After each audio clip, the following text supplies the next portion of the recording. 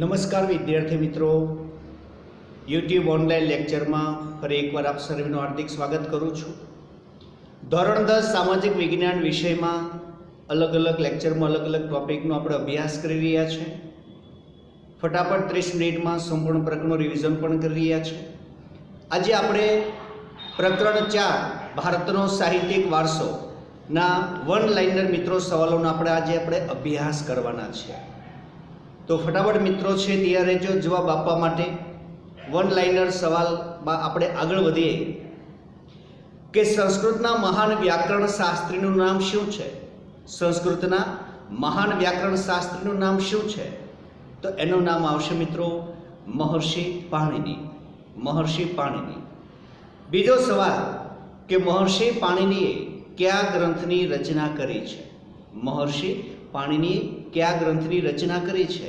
તો મહર્ષિ પાણિનીએ અષ્ટાધ્યાયી નામની ગ્રંથની રચના કરેલી છે.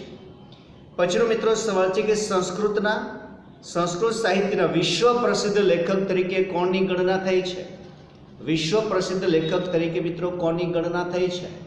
તો એના જવાબની અંદર મિત્રો આવશે વિશ્વ પ્રસિદ્ધ લેખક તરીકે મહાકવિ કાલિદાસની ગણના થઈ છે. પછીનો સવાલ છે કઈ વિદ્યાપીઠમાં પ્રસિદ્ધ વિદ્વાનોના નામ દરવાજો પર લખવામાં આવતા હતા? કઈ વિદ્યાપીઠમાં પ્રસિદ્ધ વિદ્વાનોના નામ દરવાજો પર લખવામાં આવતા હતા? જેના આન્સરની અંદર મિત્રો આવશે વલ્લભી વિદ્યાપીઠ, વલ્લભી. પછીનો સવાલ છે કે દ્રવિડ કુળમાં સૌથી જૂની ભાષા કઈ છે? દ્રવિડ કુળની સૌથી જૂની ભાષા કઈ છે? તો એના જવાબમાં આવશે તમિલ ભાષા. તમિલ ભાષાનું સાહિત્ય મિત્રો કેટલું પ્રાચીન છે? તો એના જવાબમાં આવશે ઈસવીસનના પ્રારંભ જેટલું પ્રાચીન છે. પછીનો સવાલ છે કે ભારતીય સાહિત્યનો પ્રાચીનતમ ગ્રંથ એટલે કયો ગ્રંથ? અથવા તો પ્રાચીનતમ પુસ્તક એટલે કયું પુસ્તક? તો એના જવાબની અંદર આવશે ઋગ્વેદ. પછીનો સવાલ છે કે કયા સાહિત્યમાં બ્રહ્માંડના આરંભ તેમજ જીવન મૃત્યુ વિશે વિશેષ વિવેચન કરવામાં આવ્યું છે? તો એના જવાબમાં આવશે ઉપનિષદ સાહિત્યમાં. પછીનો સવાલ કે મોક્ષ પ્રાપ્તિના 3 માર્ગો જ્ઞાન, ભક્તિ અને કર્મ માર્ગનું વિવેચન શેમાં કરવામાં આવેલું છે? તો એના જવાબમાં આવશે શ્રીમદ ભગવદ્ ગીતામાં. પછીનો સવાલ છે કે પ્રાચીન યુગમાં રચાયેલી વહીવટી વિજ્ઞાનની કૃતિ કઈ છે? તો એના જવાબમાં આવશે કૌટિલ્યનું અર્થશાસ્ત્ર. પછીનો સવાલ કે બૌદ્ધ સાહિત્ય કઈ ભાષામાં લખાયું છે? બૌદ્ધ સાહિત્ય કઈ ભાષામાં લખાયું છે? તો એના જવાબમાં આવશે પાલી ભાષામાં. કયો યુગ કાવ્ય અને નાટકના સુવર્ણયુગ કહેવાયો છે? તો એના જવાબમાં આવશે ગુપ્ત યુગ. પછીનો સવાલ છે કે કાલિદાસના નાટકો પૈકી સર્વોત્કૃષ્ટ નાટક કયું છે? તો એના જવાબમાં આવશે અભિજ્ઞાન શાકુંતલમ. નીચેના પૈકી ભાષાઓમાંથી કઈ સૌથી જૂની ભાષા છે?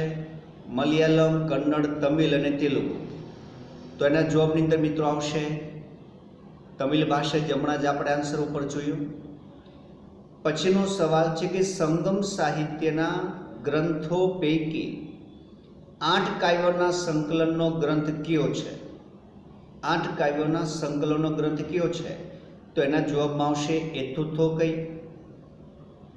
સંગમ સાહિત્યના ગ્રંથો પૈકી વ્યાકરણ ગ્રંથ કયો છે? ઓપ્શન અથુપાતો, પુરલ, મણિમેકલાઈ કે તોલ્કાપિયમ. સંગમ સાહિત્યના ગ્રંથો પૈકી વ્યાકરણ ગ્રંથ કયો છે? તો એના જવાબની અંદર મિત્રો આવશે તોલ્કાપિયમ. ત્યાર પછીનો મિત્રો જે સવાલ આવે છે કે કવિ તિરુવલ્લુવરનો પ્રખ્યાત ગ્રંથ કયો છે? કવિ તિરુવલ્લુવરનો પ્રખ્યાત ગ્રંથ કયો છે? તો એના જવાબની અંદર મિત્રો આવશે કુરલ. કુરલ. કાશ્મીરના ઇતિહાસને આલેખતો અત્યંત મહત્વપૂર્ણ ગ્રંથ કયો છે? તો એના જવાબની અંદર આવશે રાજતરંગિણી, જે કલ્હણ દ્વારા લખાયેલો છે. કાશ્મીરમાં 2 ગ્રંથો લખાયા, એક સોમદેવનો કથાસરી સાગર, બીજો રાજતરંગિણી કલ્હણ દ્વારા. કાશ્મીરના ઇતિહાસને પણ આલેખે છે અને ભારતનો સર્વોત્તમ ઐતિહાસિક ગ્રંથ તરીકે પણ ઓળખાય છે. પછી કવિ ચંદબરદાઈનો કયો ગ્રંથ હિન્દી સાહિત્યનો પ્રારંભિક ગ્રંથ માનવામાં આવે છે? તો એના જવાબમાં આવશે પૃથ્વીરાજ રાસો. જેમાં પૃથ્વીરાજ ચૌહાણના જીવનચરિત્ર વિશે વર્ણન કરેલું છે અને જેના દ્વારા હિન્દી સાહિત્ય જગતમાં વીરગાથા યુગનો પ્રારંભ થયો. કવિ પંપાએ કન્નડ ભાષામાં જૈન તીર્થંકરોના જીવન સંબંધી મિત્રો કઈ કૃતિની રચના કરી છે? 4 ઓપ્શન આપું છું: મહાવીર પુરાણ, શાંતિ પુરાણ, વિક્રમાર્જુન વિજયંતી કે આદિ પુરાણ. પંપાએ કન્નડ ભાષામાં જૈન તીર્થંકરના જીવન સંબંધી કઈ સાહિત્યની રચના કરી છે? તો એના જવાબની અંદર મિત્રો છે એ શાંતિ પુરાણ, આદિ પુરાણ બેમાંથી એક આવે છે. તો જવાબમાં મિત્રો શું આવશે? તો કે આદિ પુરાણ. કવિ પંપાએ મહાભારતના વિષય વસ્તુ પર આધારિત કઈ રચના કરી છે? તો એના જવાબની અંદર આવશે કવિ પંપાએ કન્નડ ભાષામાં જૈન તીર્થંકરમાં શાંતિ પુરાણ આવશે અને કવિ પંપાએ મહાભારત પર આધારિત આદિ પુરાણ. ત્યાર પછી જે મુલ્લા દાઉદનો કયો ગ્રંથ જે અવધ ભાષાનો સૌથી જૂનો ગ્રંથ માનવામાં આવે છે, તો એના જવાબની અંદર મિત્રો આવશે ચંદ્રાયન. એના જવાબમાં આવશે. પછીનો સવાલ આવશે કે દિલ્હીના સુલતાનોની રાજભાષા કઈ છે? દિલ્હીના સુલતાનોની રાજભાષા કઈ છે? તો કે ફારસી ભાષા. ફારસી ભાષા દિલ્હીના સુલતાનોની રાજભાષા છે, મુગલકાલીન ભાષા છે, 19મી સદી સુધી પ્રયોજાતી ભાષા ફારસી છે અને દિલ્હીની આજુબાજુમાં બોલવામાં આવતી ભાષાને અમીર ખુસરો હિન્દવી તરીકે ઓળખાય. એટલે ખાસ યાદ રાખજો, દિલ્હીની રાજભાષા ફારસી અને દિલ્હીની આજુબાજુમાં બોલવામાં આવતી ભાષાને એ હિન્દવી તરીકે પણ ઓળખાવે છે. તારીખે ફિરોજશાહી ગ્રંથના કર્તા કોણ હતા? તો એના જવાબમાં આવશે જિયાઉદ્દીન બર્ની. તારીખે ફિરોજશાહી ગ્રંથના કર્તા કોણ છે? તો એના જવાબમાં આવશે જિયાઉદ્દીન બર્ની. પછીનો સવાલ છે કે જિયાઉદ્દીન બર્નીએ રાજકીય સિદ્ધાંતો પર કયો ગ્રંથ રચ્યો છે? તો એના જવાબની અંદર આવશે ફતવાએ જહાંદારી. ત્યાર પછીનો સવાલ, એક કવિ, ઇતિહાસકાર, રહસ્યવાદી, સંત, સંગીતકાર તરીકે કોની ગણના થાય છે? એક કવિ, ઇતિહાસકાર, રહસ્યવાદી, સંત, સંગીતકાર તરીકે કોની ગણના થાય છે? ઓપ્શન છે હઝરત નિઝામુદ્દીન ઓલિયા, અમીર ખુસરો, મુલ્લા દાઉદ કે જિયાઉદ્દીન બર્ની. તો એના જવાબની અંદર મિત્રો આવશે અમીર ખુસરો. પછીનો સવાલ આવે છે કે ભારતને પૃથ્વી પરનું સ્વર્ગ કોણ ગણાવે છે? ભારતને પૃથ્વી પરનું સ્વર્ગ મિત્રો કોણ ગણાવે છે? તો એના જવાબની અંદર મિત્રો આવશે અમીર ખુસરો. પછીનો સવાલ છે કે અમીર ખુસરો દિલ્હીની આજુબાજુ બોલતી ભાષાને કયા નામે ઓળખાવે છે? તો એના જવાબની અંદર મિત્રો આવશે એ હિન્દવી. દિલ્હીની આજુબાજુ બોલવાતી ભાષાને હિન્દવી તરીકે ઓળખાવે છે. સંત તુલસીદાસે અવધી ભાષામાં મિત્રો કયા પ્રખ્યાત ગ્રંથની રચના કરી? તો એના જવાબની અંદર આવશે રામચરિતમાનસની રચના કરી. ગુજરાતી ભાષામાં ભક્તિ ગીતો લખવાનો પ્રારંભ કોણે કર્યો? તો કે નરસિંહ મહેતાએ. બંગાળમાં સંત ચૈતન્ય દ્વારા અને મરાઠીમાં નામદેવ એકનાથ દ્વારા. વિજયનગરનો મહાન સમ્રાટ કૃષ્ણદેવરાય પોતે તેલુગુ સંસ્કૃતનો લેખક હતો. તેનું નામ શું? તો એનું નામ આવશે કૃષ્ણદેવરાય. પછીનો સવાલ છે કે અબુલ ફઝલનો વિખ્યાત ગ્રંથ કયો છે? તો એના જવાબમાં આવશે આઈની અકબરી. પછીનો સવાલ છે કે કયા મુગલ બાદશાહે ભારતના પ્રખ્યાત ગ્રંથોનો અનુવાદ કરવા માટે એક અલગ ખાતાની રચના કરી? ભારતના પ્રખ્યાત ગ્રંથોનો અનુવાદ કરવા માટે એક અલગ ખાતાની રચના કરી? તો એના જવાબ આવશે અકબર દ્વારા. મધ્યયુગ દરમિયાન ભારતમાં કઈ ભાષાનો ઉદ્ભવ થયો હતો? તો એના જવાબમાં આવશે ઉર્દુ ભાષા. ત્યાર પછીનો મિત્રો જે સવાલ છે કે શૂદ્રક દ્વારા મૃચ્છકટિકમની રચના થઈ છે. તો દંડી દ્વારા શેની રચના કરવામાં આવી છે? તો એના જવાબમાં આવશે દશકુમાર ચરિત. એવો જ મિત્રો જે સવાલ છે કે કથાસરી સાગર રચના સોમદેવ દ્વારા છે. તો રાજતરંગીણી ગ્રંથની રચના કોણે કરી? તો એના જવાબમાં આવશે કલ્હણ દ્વારા, જે બંને કાશ્મીરના ઇતિહાસને આલેખે છે. નીચેનામાંથી કયું જોડકું સાચું નથી? પહેલો ઓપ્શન છે બાબરનામા, તો બાબરે આત્મકથા લખી. તુજગે જહાંગીરી, તો જહાંગીરે આત્મકથા લખી. અકબરનામા, તો અબુલ ફઝલે લખી. અને હુમાયુનામા, હુમાયુએ લખી. તો એના જવાબની અંદર આવશે હુમાયુનામા, કારણ કે હુમાયુની મિત્રો છે હુમાયુનામા એની બહેન ગુલબદન બેગમ દ્વારા રચવામાં આવી હતી. ત્યાર પછીનું મિત્રો નીચેનાથી કયું જોડકું અલગ પડે છે? તો એના જોડની અંદર પહેલું જોડકું છે શુદ્ર, તો કે મૃચ્છકટિકા. દંડી, તો કે દશકુમાર ચરિત. બાણ, તો કે કાદંબરી. અને કાલિદાસ, તો કે ઉત્તર રામચરિત. તો અલગ પડતું જોડકું છે કાલિદાસ ઉત્તર રામચરિત, કારણ કે કાલિદાસે રામાયણની રચના કરી છે. ઉત્તર રામચરિતની રચના મિત્રો છે એ તુલસીદાસ દ્વારા થયેલી છે. ત્યાર પછીના મિત્રો જે સવાલની વાત કરીએ કે જેના અનેક સંતો અને કવિઓએ પોતાની રચનાઓ કરી છે, જેમાં રાજનીતિ, યુદ્ધ, પ્રેમ પ્રસંગ વગેરે વિષયો છે, આ સાહિત્ય એટલે કયું સાહિત્ય? તમને 4 ઓપ્શન આપું છું. જાતક કથાઓ, બી સંગમ સાહિત્ય, option C Rajatarangini, option D પંચતંત્રની વાર્તાઓ. તો એના જવાબની અંદર મિત્રો આવશે સંગમ સાહિત્ય. જેના જવાબની અંદર મિત્રો આવશે સંગમ સાહિત્ય. ત્યાર પછીનો મિત્રો જે સવાલ છે કે પ્રાચીન કાળથી ભારતીય સાહિત્ય શાના માટે જાણીતું છે? પ્રાચીન કાળથી ભારતીય સાહિત્ય શાના માટે જાણીતું છે? તો એના જવાબમાં આવશે ભારત તેની વિવિધતા અને વિશિષ્ટતા માટે જાણીતું છે. વિવિધતા અને વિશિષ્ટતા માટે. પછીનો સવાલ છે કે મધ્યકાલીન યુગના કયા કવિઓને પ્રારંભિક કન્નડ સાહિત્યની ત્રિમૂર્તિ તરીકે ઓળખવામાં આવે છે? તો એના જવાબમાં આવશે કવિ પંપા, કવિ પોન્ના અને કવિ રન્ના.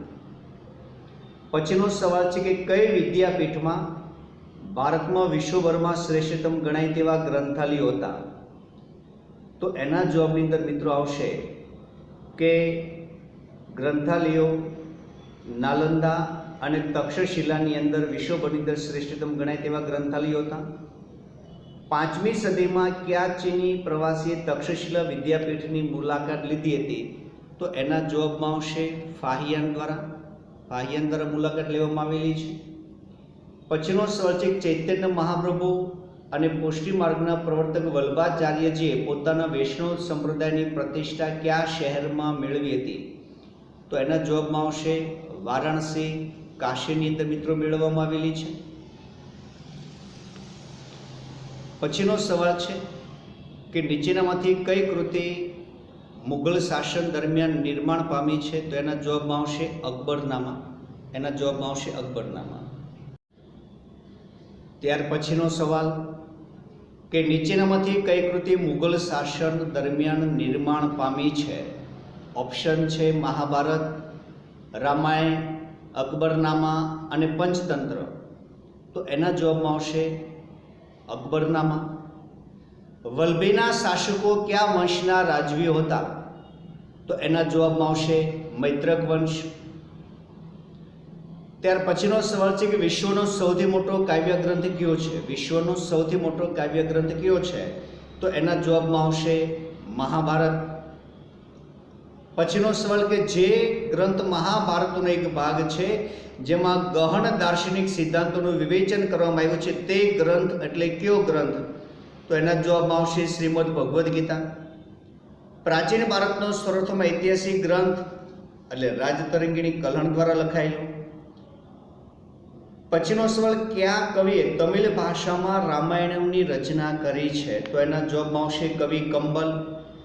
કબીરની રચનાઓ મુખ્યત્વે કઈ ભાષામાં લખાયેલી છે? તો એ આવશે સદુકડી. ત્યાર પછીનો મિત્રો જે સવાલ બને છે કે મલિક મુહમ્મદે જાયસી અવધિમાં કયું મહાકાવ્ય લખ્યું છે? તો એના જવાબની અંદર આવશે પદ્માવત. કઈ વિદ્યાપીઠમાં 64 વિદ્યાનું શિક્ષણ અપાતું હતું? તો એના જવાબમાં આવશે તક્ષશિલા. કઈ વિદ્યાપીઠમાં ચીની મુસાફર યુએન સ્વાંગે મુલાકાત લીધી હતી? તો નાલંદા. કઈ વિદ્યાપીઠમાં ધર્મગંજ નામનો ગ્રંથાલયવાળો વિસ્તાર હતો? તો એના જવાબમાં આવશે નાલંદા. પ્રાચીન ગાંધાર પ્રદેશની મિત્રો રાજધાનીનું શહેર એટલે તક્ષશિલા. ભગવાન બુદ્ધે પોતાના મતના પ્રચાર પ્રસાર માટે કયા શહેરની પસંદગી કરી હતી? તો એનો જવાબ આવશે વારાણસી, કાશી. કયા શહેર રાજધાની અને આંતરરાષ્ટ્રીયનું બંદર પણ હતું? તો એના જવાબમાં આવશે વલભી. સાંપ્રત સમયમાં બોલચાલી ભાષા ન રહી હોવા છતાં હિન્દુ ધર્મનું ધાર્મિક વિધિઓમાં કઈ ભાષા આજે બોલાતી જોવા મળે છે? તો એના જવાબની અંદર મિત્રો આવશે સંસ્કૃત ભાષા.